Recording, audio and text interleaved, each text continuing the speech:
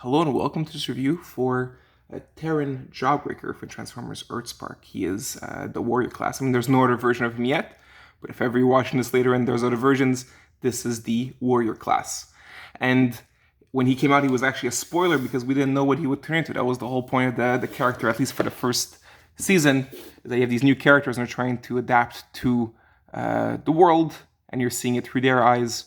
And in this case, he chose a pretty cool form, which is a Pachycephalosaurus. So we're going to go through that. Now, he has been out for a while, but the holidays are coming up, and these toys will be the main Transformers toys for the, we'll say, younger age group. So, for example, like the 5-year-old age group. And I just want to go through them, go through transformation in case there's parents watching or kids wanting to know what to ask for Christmas. So we'll go through it. We'll go through it. All right. So here's Jawbreaker, and I think Hasbro did a very, very good job for the price point. Now, what I like is that, so a lot of people would usually, like, I'll give you an example with Bumblebee, all right? So here we have, in Canada at least, he is at the $20 price point, while Bumblebee is at the $30 price point. So for a $10 difference, you have this. Now, obviously, I can see it. There is more articulation here. And there is a bit more complexity here. However, for people saying like toys are getting too expensive, can we have something like that's cheaper? This is a cheaper option for these toys, and I think we don't actually miss out on too much. I think he is still a very, very good toy for the age group he's supposed to be. So for the 5-6 year old range, I think he's excellent for that. And I think that there's a good effort from Hasbro, and I'll show it to you too. Now, in terms of the scale, like I said, he's deluxe class-ish. I mean, compared to other deluxe classes, he's huge, right? So, for example, if comparing to, like, here I have Cliff Jumper.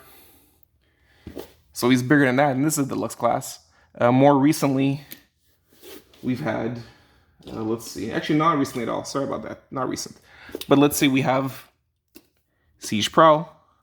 So yes, a bit taller. So he's within the range of today's deluxe class. And I mean, while I think he is the right size for what he's supposed to be, this is not the kind of toy line that has that deals with scale much. So for like he'll if you're curious how big he is and Zombie's not helping you, I do have here. It's how big he is compared to a one-step wheeljack from the which line? There's so many Cyberverse, from the Cyberverse line. And for no reason at all, I just have them next to me. Here is a Voyager class from the Prime line. All right, this is a breakdown, Silas breakdown, just for fun. And yes, in terms of prices, it goes up. But that's, I mean, this toy was never even available in America. All right. So now I'll get this out of the way and we're going to transform. This will just show you the scale of how he is, since I mean, I know some people are still not sure exactly what the warrior class entails.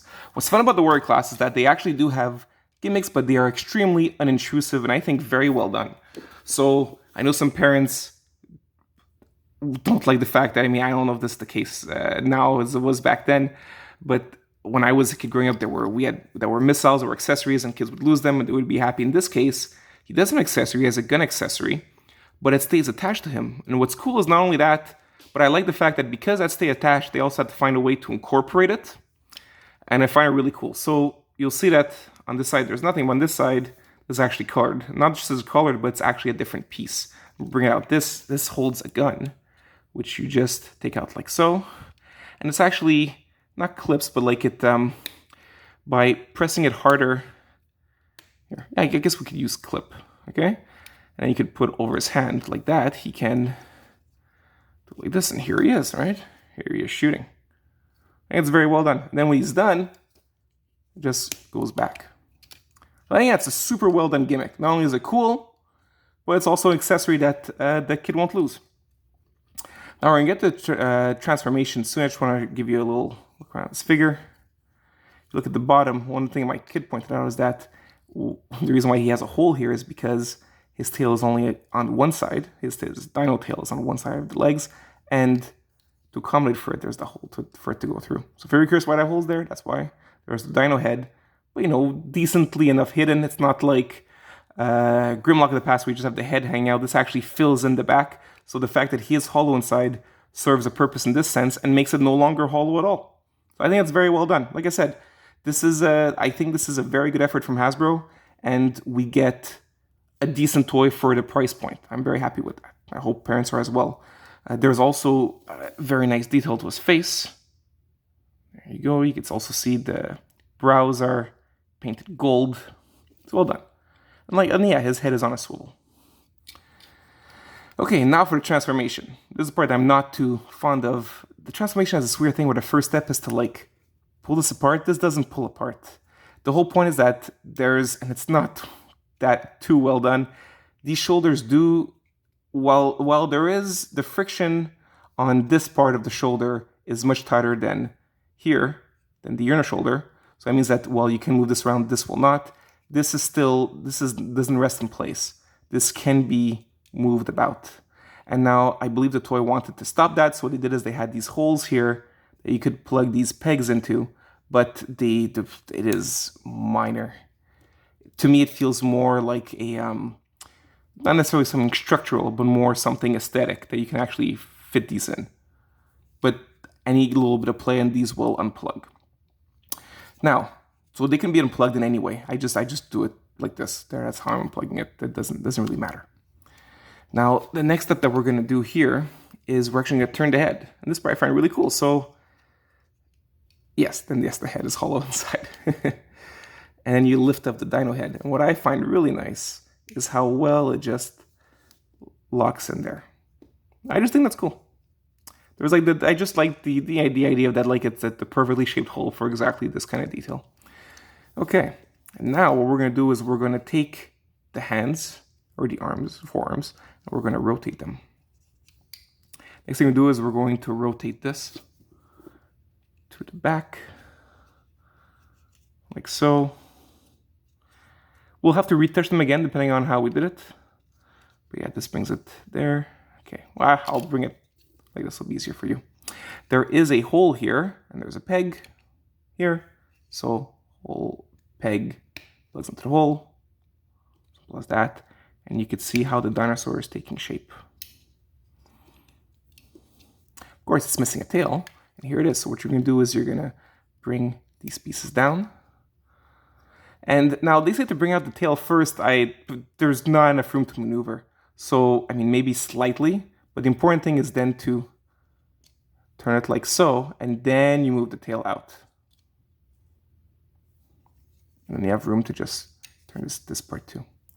Now you'll see, once again, there's whole peg. So you're going to put them here together. And there's a bit where you have to check if it works or not. So I realize I have to tilt this a bit more upwards. And I'll show you why. Because you need room for this piece to go down, like so. See? And then we do have another hole here, and this will be like a combined big peg that we're gonna snuggle in. And it locks in. And look, and now all the hollowness is gone again. So once again, I think props to whoever designed this. Because yes, it is cheaper, it is more hollow, but we didn't see much hollowness in the robot mode from what we were looking at, because everything was covering it. And once again here in Dino mode, we have a similar idea here where it doesn't look hollow either. So very, very smart way to use the plastic to make it cheaper and yet have a decent looking design. And speaking of design, look at the head. I do like that they put a lot of focus on this, on both the details and the paint on both the robot and dino head, because that's what a kid will like the most. And another fun thing is that while these are on a ball joint and they can come off, I found that the friction is very good, and there's actually some plastic that's been cut off on the side so that a kid can rotate it and it will not pop off easily. So once again, props to that too, because that would be not fun for kids. But this is really made for that. This is made for kids, not just in the sense that it's easier to transform, but also in the sense that parts will not fly off.